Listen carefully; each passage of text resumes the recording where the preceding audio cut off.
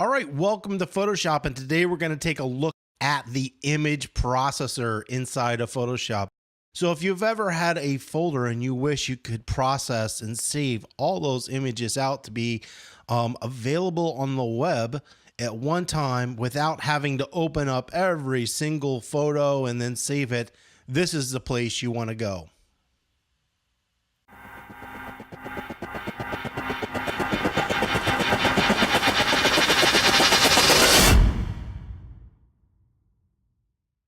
So image processor is located up here under file, and then you're going to drop down to scripts and go over to image processor. So the first thing you're going to do is select your folder. Now I've already selected the folder, but I'm just going to go ahead and hit select folder and then to desktop and then to image processor. And these are the images that I want to convert. The second thing you're going to do is select the location to save the processed images. So do you want to save them in the same location, or do you want to select a folder? So in this case, we're going to select a folder, and I'm going to put that folder inside of image processor.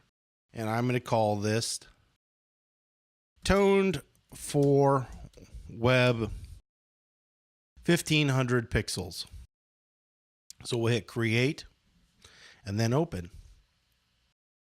So we're going to take these images, we are going to convert them, and then they're going to save into a folder which is inside of the original folder at 1500 pixels. So what do we need to do next? We definitely need to resize the images to fit.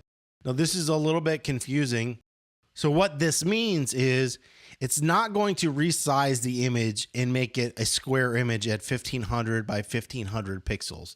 It's only going to size the long edge. So if your long edge is the width, it's going to make that 1500 pixels, and it's going to keep the same aspect ratio. That way it won't warp your image. And if the height is the long edge, it's going to make that 1500 pixels and then convert that. We are going to check convert to profile of sRGB because the web uses the sRGB profile. My working profile is Adobe RGB.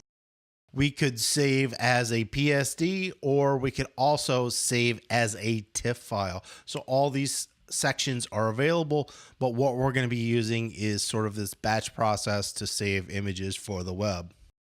You also can run an action.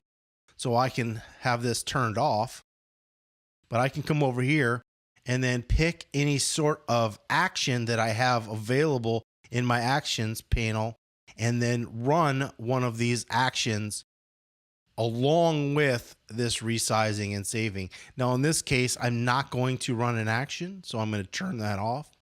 Also, when you are saving the action, you can also include your ICC profile as well. The last step in this process is just coming up here and hitting run. And what you'll see is it starts to open up the images and resize them real quickly and save them out. And then once that is done, we should be able to go into that folder that we created and see all the sized images ready to go. So we'll come up here, select this. We're going to go to downloads, image processor, tone for the web, JPEG files. So we will grab an image here and drop it over into Photoshop. It's trying to convert it back from sRGB to Adobe RGB. We don't want to do that, so we're going to leave color. And then if we come up here and go to image size, we will see that this has been sized to 1500 pixels, yet it's kept the same aspect ratio, so everything worked perfectly fine.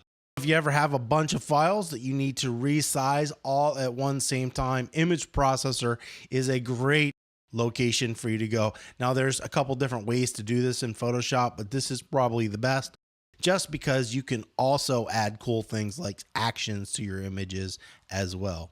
Hopefully this has been helpful. If you have any comments or questions, you can leave those below, and don't forget to subscribe.